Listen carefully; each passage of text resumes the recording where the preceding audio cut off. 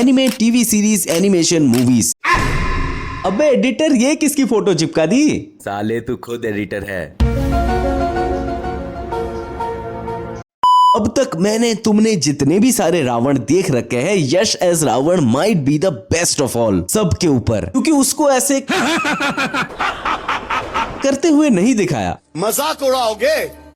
अच्छा भाई, मजाक को साइड में रखते हैं, बट रामायण पूरी तरीके से श्री राम की कहानी है। इसीलिए तो वाल्मीकि जी ने इस महाकाव्य का नाम रामायण रखा था, संस्कृत में जिसका मतलब है राम जी का पथ, यानी कि द जर्नी ऑफ राम। समझ गया। इसलिए श्री राम इस पूरे एपिक के वन एंड ओनली हीरो है। अब इसी वाल्मीकि रामायण के ऊपर एक बहुत बड़ी फिल्म बनाई जाती है, जो वर्ल्ड की one of the biggest movies में से एक है। 4000 करोड़ की बजट भी है। बट जब इस मूवी का ट्रेलर आता है, हीरो से ज्यादा तो विलन मेन कैरेक्टर लगता है। ऐसा कैसे हो सकता है? हो सकता नहीं, हो गया है। इवन जितनी तारीफ इस ट्रेलर में यश की जाती है एज रावण, उतना ही ज्यादा ट्रोल होते हैं रणबीर कपूर एज श्री राम। वेट, मैंने अभी तो कहा था श्री राम इस पूरे एपिक के वन एंड ओनली हीरो है। ठीक यहीं पर नमित मल्होत्रा की रामायण वाल्मीकि रामायण से एक अलग ही रास्ता पकड़ लेती है, क्योंकि मेकर्स के पास तो बहुत ही बड़े बड़े पैन इंडिया लेवल के एक्टर्स थे, जिनमें से एक तो स्पेशली अपने नेगेटिव ग्रे कैरेक्टर्स के लिए ही जाने जाते हैं। उन्होंने एक स्मार्ट डिसीजन लिया कि हम यहाँ पर यश को एक out and out negative cliché character की तरह ना दिखाकर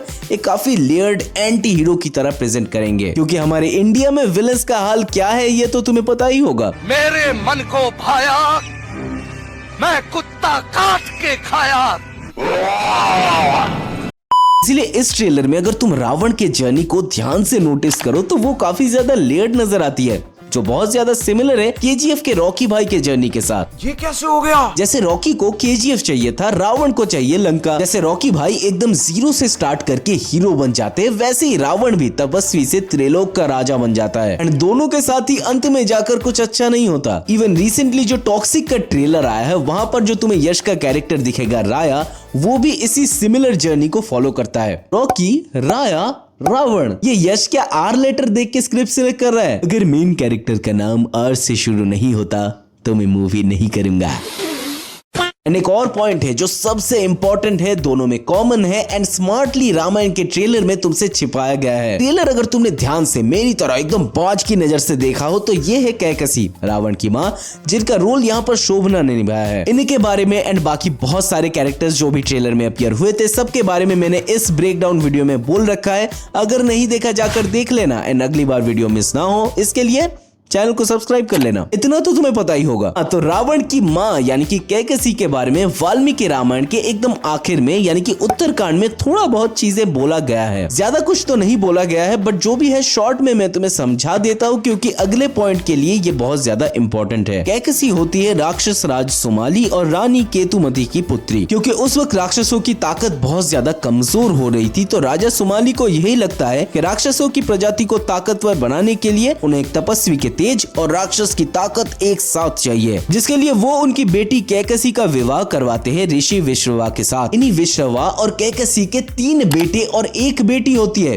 रावण, कुंभकर्ण, विभीषण और Shurpanakha. Exactly in this order. Ramayana में कैकसी के बारे में बस इतना ही बोला गया है। एंड शायद ये भी बोला गया था कि रावण ने जब सीता हरण किया था तो उससे उसकी माँ कैकसी बहुत ज्यादा खुश नहीं थी, जो ओवरऑल उन्हें एक अच्छा कैरेक्टर तो बनाती है। अब 2 ओरिजिनल रामायण में कैकसी को ज्यादा स्पेस तो नहीं मिलता, बट इस मूवी में ना सिर्फ कैकसी के रोल को रखा गया है, बल्कि उनके रोल में एक बहुत बड़े एक्टर्स को कास्ट किया गया है। तो ये तो क्लियर है इस पार्ट 1 में कैकसी का रोल बहुत ज्यादा सिग्निफिकेंट होने वाला है, स्पेशली रावण के लाइफ में। अब जैसे तुम्हें याद भी होगा, केजीएफ में माँ और बेटे का इमोशन बहुत ज्यादा इंपॉर्टेंट पॉइंट था पूरे स्टोरी के लिए। उसी माँ के इमोशन ने रॉकी को बचपन से वो ताकत दिया, वो हौसला दिया, जिससे कि वो बाद में जाकर रॉकी भाई बना। पूरे केजीएफ पर उसने रूल किया। एंड इसी माँ बेटे का इमोशन हमें फिर से देखने को मिल सकता है रामायण में, जहाँ पर इस बार हमें कैकसी और रावण के बीच का डायनामिक्स एंड रावण के चाइल्डहुड से लेकर उसके टीनेज ईयर्स तक की कहानी हमें देखने को मिल सकती है, जो हमें रावण के चाइल्डहुड से लेकर सीता हरण तक की उसकी पूरी कैरेक्टर ग्राफ, उसकी पूरी जर्नी दिखा देगी। क्योंकि रामायण के मोस्ट ऑफ द एडेप्टेशंस में कहानी वही से स्टार्ट होती है जहाँ पर रावण ऑलरेडी लंका का राजा बन चुका है, बट वो वहां तक पहुंचा कैसे, उसका बचपन कैसे बीता, उसका मोटिवेशन क्या था ये सब करने के पीछे, ये हमें कहीं पर भी दिखाया नहीं गया, जो रावण को बाकी एडेप्टेशंस में एक वन डिमेंशनल, एक फ्लैट विलन बना देती है। लेकिन एक्चुअल में जो रावण था वो ऐसा नहीं था। रावण एक singer, scholar, artist, spiritual person, warrior, king, सब कुछ एक साथ था, इसीलिए तुम उसको एक टिपिकल विलन की तरह नहीं दिखा सकते। अभी भी बहुत सारे लोग ऐसे हैं